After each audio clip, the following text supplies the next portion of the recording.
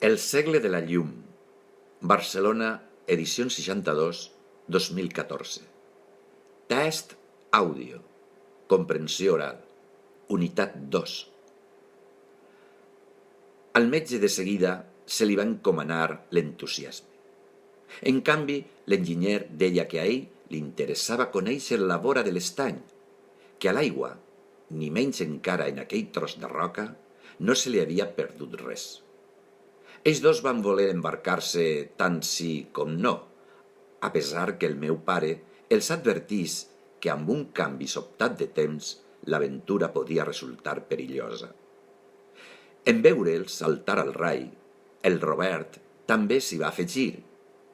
Van pujar, doncs, tots quatre a l'embarcació, després de deixar l'egua estacada en un ginebre davant de la cabana dels pescadors. Quan se'n van atalallar, ja no hi havia res a fer. Havien quedat atrapats dins d'una boira espessa que no es deixava veure sinó aigua per tots cantons. Els semblava que remaven cap a la vora de l'estany, quan en realitat, sense cap punt de referència, no feien altra cosa que donar tombs. El pare xiulava l'egua a cada punt, la cridava tan fort com podia amb l'esperança que el renill de l'animal els orientés. La mansa no va respondre, o si ho va fer, ells no la van sentir. Per acabar-ho d'enfangar, la foscor del capvespre abalançava damunt d'ells enfosquint la poca transparència de la boira. L'aigua era calma, com una bassa d'oli. La mala maror, però, era damunt del rai. L'enginyer rondinava contra el calaudi. Repetia una i mil vegades que pel seu caprici de provar la barca ara es trobaven en aquell mal pas. El Claudi només li va respondre la primera vegada. Li va dir que ell no l'havia obligat a embarcar-se i va continuar remant en silenci. El metge també feia morros sense dir res.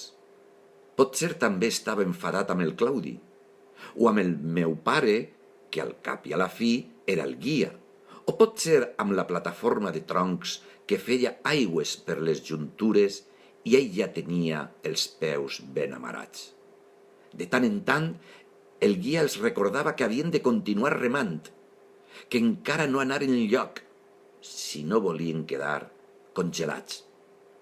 Quan ja s'havien resignat a passar la nit navegant a la deriva, el Claudi va donar un cop de rem a la roca, a la vegada que apareixia davant seu un iceberg fosc que emergia de l'aigua. Era l'illot del mig de l'estany. Un cop inspeccionada l'illa, cosa que no els va costar gaire, el pare va dir que si no aconseguien encendre el foc, passarien molt mala nit. Entre tots van poder arrencar unes poques branques d'un pi raquític que maldaven d'encendre en mates de neret en un racó a recer del vent. Quan es va dissipar la fumerada i la flama començava a prendre, es van adonar que la boira s'havia esparracat i el cel s'omplia d'estels. Llavors el pare, que sabia llegir les estrelles, es va poder orientar.